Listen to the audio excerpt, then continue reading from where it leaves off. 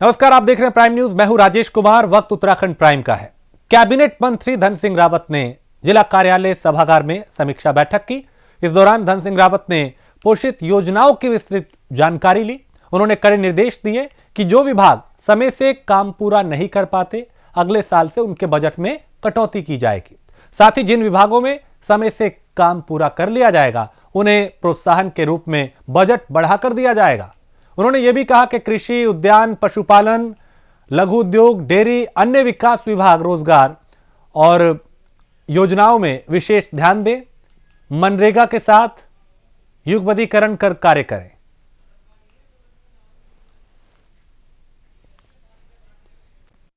स्पष्ट नहीं हो पाया। जहाँ तक मेरे विधानसभा क्षेत्र की है, लगभग 80% तक जो है विधायक निधि अवमुक्त की जा चुकी है और प्रशासनिक जो उसमें औपचारिकताएं होती हैं वो पूरी हो रही हैं। और मैं उम्मीद करता हूं कि ड्यू टाइम पे इस वित्त वर्ष के कंप्लीशन से पहले हमारी जो है 100% विधायक निधि व्यय हो जाएगी। माननीय मुख्यमंत्री स्वरोजगार के लिए जिलों में प्रयास किए जा रहे हैं और कुछ अभिनव प्रयोग हर जिलों में किए जा रहे हैं। उसकी आज समीक्षा बैठक की है और मुझे बड़ी खुशी है कि जो हमारे 5 विभाग हैं, एलाइड विभाग, कृषि विभाग है, उद्यान विभाग है, हमारा पशुपालन है, डेयरी है, कोऑपरेटिव है, इन विभागों ने अब तक लगभग 4300 से ज़्यादा लोगों को स्वरोजगार और रोजगार दिया है। मनरेगा में 9300 हमारे जो प्रवासी भाई आए हैं उनको भी मनरेगा के तहत जो है स्वरोजगार दिया गया है। और कोऑपरेटिव में हमने लगभग 1750 लोगों को अभी तक 0% पे इस जिले में लोन दिया है। और राजाजी टाइगर रिजर्व के वन कर्मी अब आधुनिक तकनीक से लैस होने लगे हैं। पार्क के दक्षिणी छोर के बाद आज चीला सब डिवीजन की 3 रेंज के वन कर्मियों को ड्रोन से गश्त करने के गुर सिखाए गए। यहां स्थित चीला रेंज मुख्यालय में गोहरी और रेवासन समेत चीला के वन कर्मियों ने ड्रोन ऑपरेट करने के गुर सीखे। वन्य जीव प्रतिपालक ललित प्रसाद टमटा ने बताया कि वर्तमान दौर में आधुनिक तकनीक से गश्त किए जाने पर जोर दिया जा रहा है। राजाजी रिजर्व की बात करें तो यहां का अधिकतर क्षेत्र सघन वन की श्रेणी में आने के साथ ही पहाड़ी क्षेत्र है। ऐसे में ड्रोन के माध्यम से गश्त बेहद ही कारगर साबित होगी। दूसरी तरफ चीला रेंज अधिकारी अनिल पेलुनी ने कहा कि तकनीक वन्यजीव संरक्षण में अहम भूमिका निभा रही है और वो क्षेत्र जहां पे इंसान नहीं पहुंच पाता, जहां पे नजरें नहीं पहुंच पाती, वहां पे ड्रोन के जरिए निगरानी की जाएगी। तो आधुनिक तकनीक से लैस वनकर्मी और उन्हें ट्रेन किया जा रहा है, ट्रेनिंग दी जा रही है ताकि वो पूरी तरीके से इसमें सक्षम हो सके। ड्रोन ऑपरेट करने के जो गुर हैं वो वनकर्मियों ने सीखे और कैसे तकनीक का सहारा लेके और बेहतर व्यवस्था को किया जा सकता है, सुरक्षा को किया जा सकता है, निगरानी रखी जा सकती है, इसके गुर भी सीखें।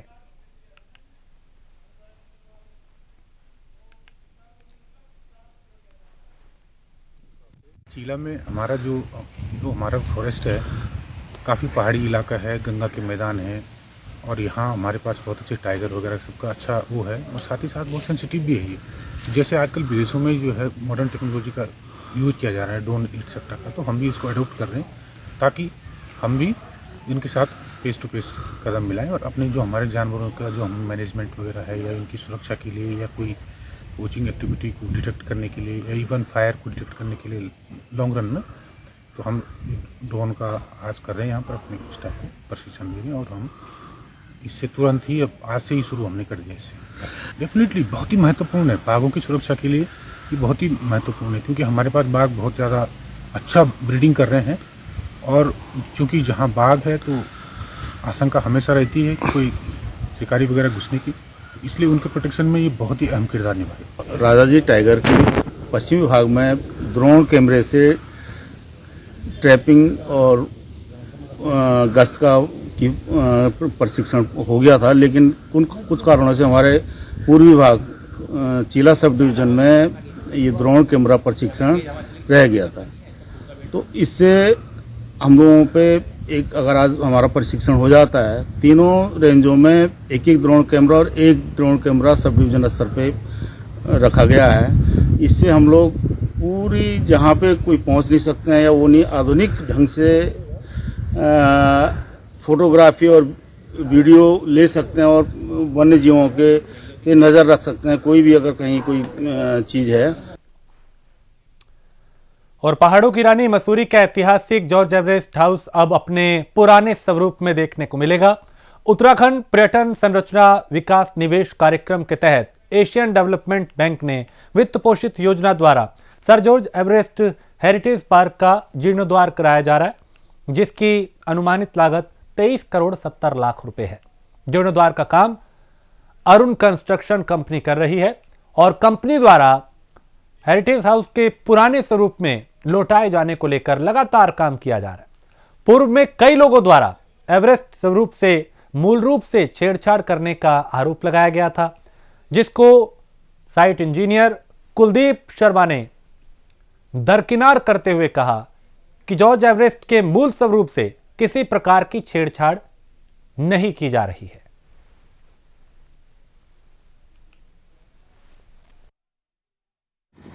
सर नक्शा चेंज नहीं किया है इसका। ऑलरेडी जैसे पुराना स्ट्रक्चर खड़ा हुआ था तो वो डैमेज हो गया था, और वो कुछ शाह लोग पहले थे, पुराने लोग जिनके पास में था पहले ये, तो वो 2 भाई थे, तो उन्होंने इसको डिपॉजिट कर दिया था। पिछला स्ट्रक्चर खड़ा था, इसका अगला वाला खत्म हो गया था, बट उसकी प्लंथिंग क्लियर थी। जब हम लोगों ने यहाँ काम स्टार्ट किया तो हमने देखा खोद करके, तो नीचे प्लंथिंग क्लियर दिखाई दी इसकी, तो उसी प्लंथिंग पे वही स्ट्रक्चर दोबारा से खड़ा किया गया है। अलग से कुछ नहीं है, जो पुराना नक्शा था वही बना हुआ है, वही मटेरियल लग रहा है, सारा कुछ वही है। लोग तो कहते ही हैं कि ये नया, जब कोई चीज़ खत्म हो जाती है उसको दोबारा रिनोवेट करोगे आप तो वो ऐसा लगेगा कि जैसे नया बन रहा है, अलग से बन रहा है। अलग से कुछ नहीं है, सब पुराने प्लंथिंग पे ही खड़ा हुआ है। जो पुरानी प्लंथिंग थी इसकी, आगे से कहीं भी नया कुछ भी नहीं हुआ है। जॉर्ज एवरेस्ट हाउस के ऊपर 4 मोमटियां थी, वो भी बनेंगी। सारा कुछ जो एग्जैक्ट पुराना प्रोडक्ट था इसका टोटल वही बनना है, कुछ भी नया नहीं होना इसमें। और डोईवाला विधानसभा को लगातार एक के बाद नई सौगात मिलने का सिलसिला जारी है। मुख्यमंत्री त्रिवेंद्र सिंह रावत की विधानसभा डोईवाला का पहाड़ी क्षेत्र थानों में मुख्यमंत्री की पहल पर वन रेंज थानों रेंज ने इको पार्क का निर्माण कराया। इस पार्क को इको फ्रेंडली बनाकर यहां पर तमाम तरीके की सुविधाएं जुटाई जा रही हैं।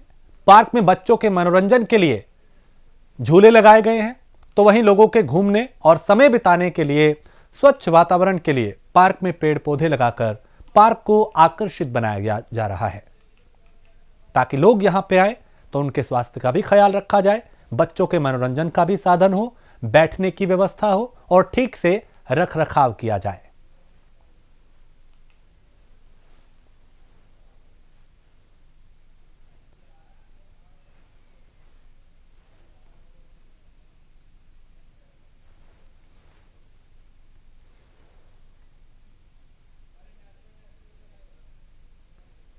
तो इको फ्रेंडली थाना रेंज के अंतर्गत इको पार्क का निर्माण किया जा रहा है।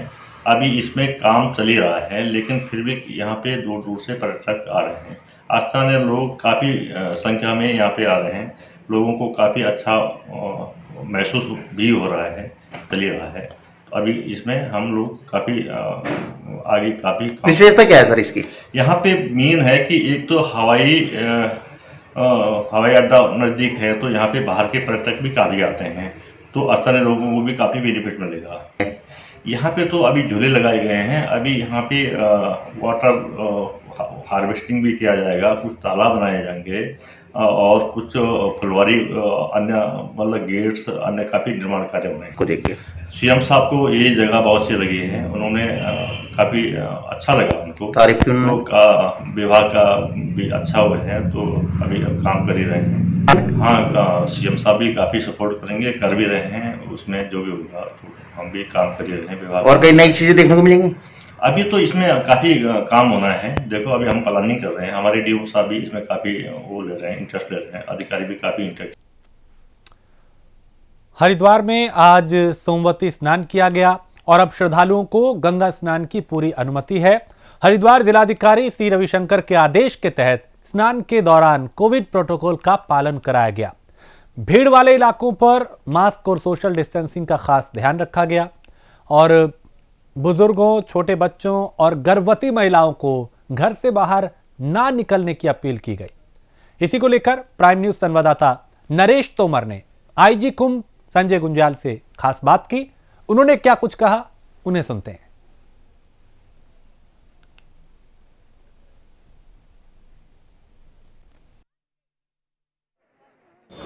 आज हरिद्वार में आप देख सकते हैं सोमवती अमावस्या का स्नान यहाँ पर चल रहा है। हर की पौड़ी पर हम मौजूद हैं और श्रद्धालु जो है गंगा में लगातार डुबकी लगा रहे हैं। और ये जो स्नान है 57 सालों के बाद पड़ रहा है और ऐसा माना जाता है कि आज के दिन गंगा में स्नान करने से जो पुण्य की प्राप्ति होती है उसका अनोखा ही आज का संयोग है। कई राशियों पर भी ये लाभदायक है। वहीं जो इस मेले को जो है 10 जोन और 37 सेक्टर में बांटा गया है। और हमारे साथ अधिकारी है संजय गुंजाल जी, उनसे बात कर लेते हैं आखिरकार इस मेले की तैयारी की गई है और ये टेक ट्रायल के बेस पर भी है। जिस तरह से आगामी कुंभ है और प्रशासन के लिए कोरोना के साथ साथ कुंभ को चुनौतीपूर्ण माना जा रहा है, तो प्रशासनिक अधिकारी किस तरह से कार्य कर रहे हैं कुंभ मेला के हमारे अधिकारी हैं संजय गुंजाल जी, बात करते हैं जी। देखिए, कोरोना महामारी के दौरान ये एक बहुत बड़ा आयोजन आज हो रहा है और इसमें श्रद्धालु काफ़ी बड़ी संख्या में आ रहे हैं और इसकी पूरी व्यवस्था हरिद्वार प्रशासन के द्वारा, जिसमें जिलाधिकारी और एसएसपी हरिद्वार दोनों ने जगह जगह बहुत अच्छे से इस ड्यूटीज़ वगैरह लगवाई है। और आप देख रहे हैं कि कई जगह निर्माण कार्य भी साथ साथ चल रहे हैं, तो ऐसे में जो लिमिटेशंस है उन लिमिटेशंस के साथ क्राउड को मैनेज किया जा रहा है। सर, जिस तरह से कुंभ की पुलिस भी आई हुई है और उनकी ड्यूटी लगाई गई है, तो ये क्या ये मान के चले कि जो कुंभ की पुलिस है उनको भी अनुभव प्राप्त हो रहा है कि स्नान है और अपने आप में बहुत बड़ा स्नान ये माना जाता है और इसी तरह से स्नान भी आगे कुंभ में पड़ेंगे जी।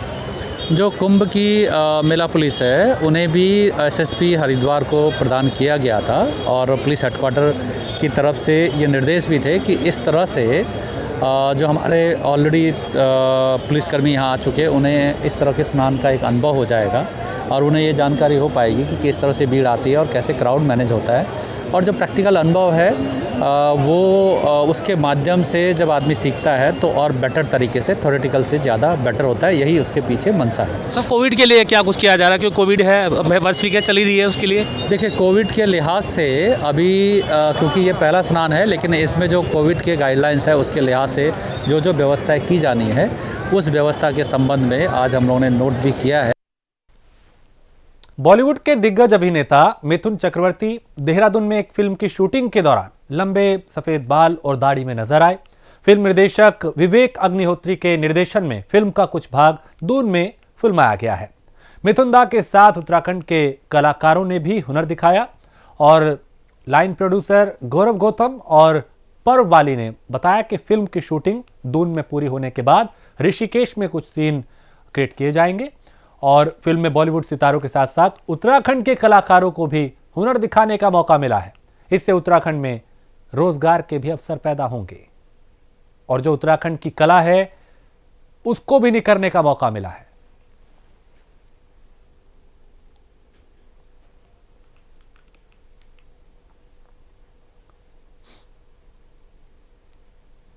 तो दून में फिल्म की शूटिंग चल रही है और यह तस्वीर मिथुन चक्रवर्ती की आप देख रहे हैं जो फिल्मी किरदार में नजर आ रहे हैं।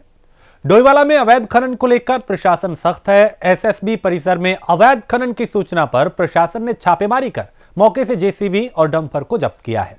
ठेकेदार के खिलाफ मुकदमा दर्ज किया गया है। दरअसल डोईवाला के कुड़कावाला सुस्ता नदी के किनारे एसएसबी को जमीन आवंटित की गई थी, जिसमें लगभग 1 साल से बिल्डिंग बनाने का कार्य चल रहा है। लेकिन अवैध खनन की खबर मिलते ही प्रशासन हरकत में आया और यहां पे छापा मारा गया, कार्रवाई की गई। ठेकेदार के खिलाफ मुकदमा दर्ज किया गया है। एसएसबी की जमीन पर अवैध खनन हो रहा था तो प्रशासन ने यहां से एक डंपर और जेसीबी को जब्त किया है।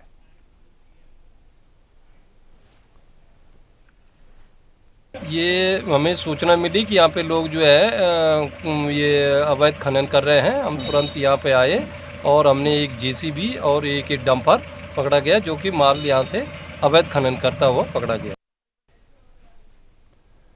और किच्चा के पंतनगर में अंतर्राष्ट्रीय हवाई अड्डा बनाए जाने का विरोध करने पर पूर्व मुख्यमंत्री हरीश रावत की बुद्धि शुद्धि के लिए हवन पूजन किया गया। किच्चा विधायक राजेश शुक्ला के नेतृत्व में हवन का आयोजन किया गया। किच्चा विधायक राजेश शुक्ला ने हरीश रावत और रानीखेत विधायक करण मेहरा के बयान पर कड़ी नाराजगी जाहिर की। प्रतिक्रिया दी और कहा कि कांग्रेस अपने दोनों वरिष्ठ नेताओं के बयान को स्पष्ट करे। आखिर अंतर्राष्ट्रीय हवाई अड्डे के लिए विरोध करने और प्रदेश को अंतर्राष्ट्रीय उड़ानों और विकास के रास्ते से भटकाने की मंशा की क्या वजह है। उन्होंने ये भी कहा कि अंतर्राष्ट्रीय हवाई अड्डा उत्तराखंड के सबसे सपाट स्थल पर बनाया जाना बेहद जरूरी है। इससे उत्तराखंड का विकास होगा, पर्यटन को नए आयाम मिलेंगे और उत्तराखंड को एक अलग पहचान मिलेगी।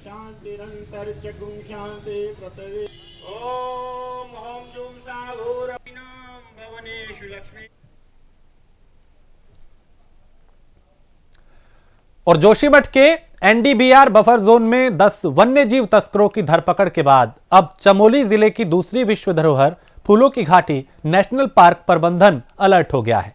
शीतकाल में बढ़ते वन्यजीव तस्करों की घुसपैठ की आशंका को देखते हुए नेशनल पार्क में अब अतिरिक्त सुरक्षा बढ़ाई गई है। बता दें कि ये पार्क शीतकाल में पूरी तरह पर्यटकों के लिए बंद रहता है। हर साल 1 जून को आम पर्यटकों के लिए ये विश्व धरोहर फूलों की घाटी नेशनल पार्क खोली जाती है। वहीं पार्क के बंद के दौरान वन्यजीव की तस्करी का खतरा भी बढ़ जाता है, जिसको लेकर प्रशासन पूरी तरह से मुस्तैद है, अलर्ट है, ताकि जो तस्करी है उसे रोका जा सके। सुरक्षा के यहां पे पुख्ता इंतजाम किए गए हैं।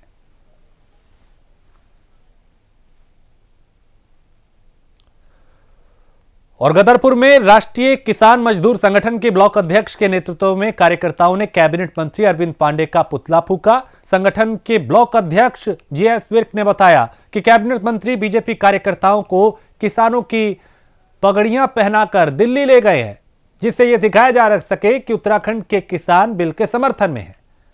उन्होंने कहा कि हम कैबिनेट मंत्री की ऐसी हरकत की निंदा करते हैं। हमारे किसानों की अगर यहाँ से ट्रॉली जाती है वो तो रास्ते में रोकी जाती है, और मंत्री जी आज 2 बसें भर के ले गए। वो पता नहीं किसान है कि नहीं है, बीजेपी के कार्यकर्ता वो लोग हैं ही हैं, उसमें उनको तो रोका नहीं गया, वो तो चले गए। जाके उनकी मुलाकात होगी, उनकी मीटिंग होगी अपना कृषि मंत्री से, और दिखा दिया जाएगा कि ये किसान उत्तराखंड के हैं, बिल का ये विरोध नहीं कर रहे हैं। हालांकि यहाँ की 100% किसान जो हैं बिल का विरोध कर रहे हैं, और ये किसान हमारी संगठन है, ये डट के लड़ा है। और कल हमारा जो घेराव होगा डीएम का कार्यालय, जिला अधिकारी का कार्यालय का घेराव होगा, और हमारी ये लड़ाई जो संघर्ष आगे बढ़ चढ़कर रहेगा। और 2013 की आई भयावह आपदा में क्षतिग्रस्त नए बस अड्डे के पास बनाए गए 100 बेड वाले रैन बसेरे की स्थिति अब बेहतर होने वाली है। श्रीनगर विधायक और उच्च शिक्षा मंत्री धन सिंह रावत ने इसके लिए पहल की है। उन्होंने इसके जीर्णोद्धार के लिए 35 लाख रुपए दिए, जिससे इस रैन बसेरे के हालात सुधरेंगे, जिसका फायदा ठंड में बेसहारा और बेघरों को होगा।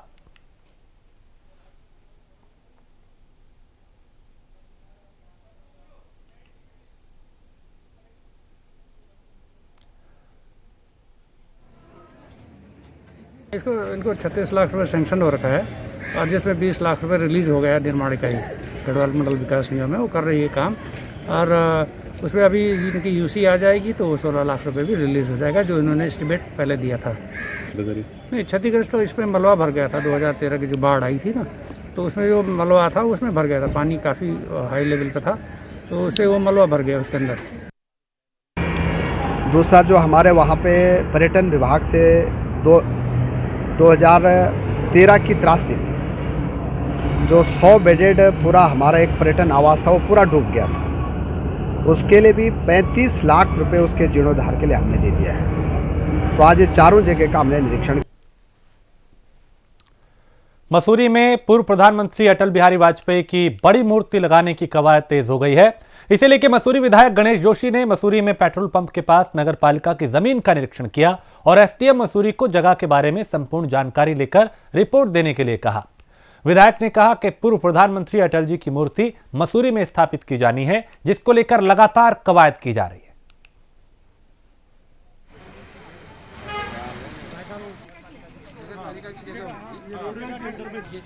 राज्य का निर्माण जिस महान शख्सियत ने किया, देश के स्वर्गीय प्रधानमंत्री वाजपेयी जी की 25 तारीख को जयंती है। पूर्व में नगर विकास मंत्री द्वारा घोषणा की गई थी कि उनके मूर्ति यहाँ पर लगाई जाएगी, आज हमने एमडीए के अधिकारियों के साथ में नगर पालिका और यहाँ के एसडीएम के साथ एक जगह चयनित की है और जानकारी में आया कि जगह नगर पालिका की है जो लीज पर किसी संस्था को दी गई थी और उसकी लीज समाप्त हो गई है। सोमवार को उनके पेपर की हम एक्सपेक्ट करा लेंगे और शीघ्र ही यहाँ पर एमडीए द्वारा फसाड लाइट, अंडरग्राउंड केबलिंग, जो अन्य भी विकास कार्य है उसका लोकार्पण शिलान्यास माननीय मदन कौशिक जी के द्वारा यहाँ पर किया जाएगा। और मैं सौभाग्यशाली हूँ कि अटल जी जैसी महान शख्सियत की मूर्ति लगाने का सौभाग्य मुझे प्राप्त हो रहा है, जिन्होंने भारत का नाम पूरे विश्व के पटल पर गौरवान्वित किया है, जिन्होंने यूएनओ के अंदर हिंदी में भाषण देकर एक अपनी अटल छाप छोड़ी है। हरिद्वार में जलभराव की समस्या से जनता परेशान है। मोहल्ले की गलियों में बिना बारिश के भी पानी दिखाई देता है। नगर पालिका शिवालिक नगर से भी केवल आश्वासन ही मिला, लेकिन समस्या का समाधान नहीं हुआ। सुभाष नगर में कई ऐसी गलियां हैं जहां पानी की निकासी की कोई व्यवस्था नहीं है। नतीजा यहां पे आए दिन हादसे भी होते हैं, लोगों को कई तरह की परेशानियां होती हैं। बावजूद इसके शिकायत करने के बाद भी, सूचना देने के बाद भी कोई सुधार नहीं हुआ।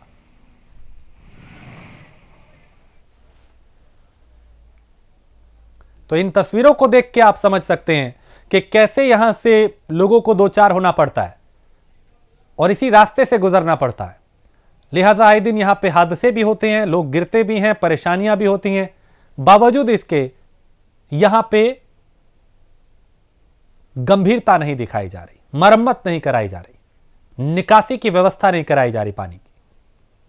और इसी के साथ इस बुलेटिन में इतना ही। देश प्रदेश की बाकी खबरों के लिए आप देखते रहिए प्राइम न्यूज।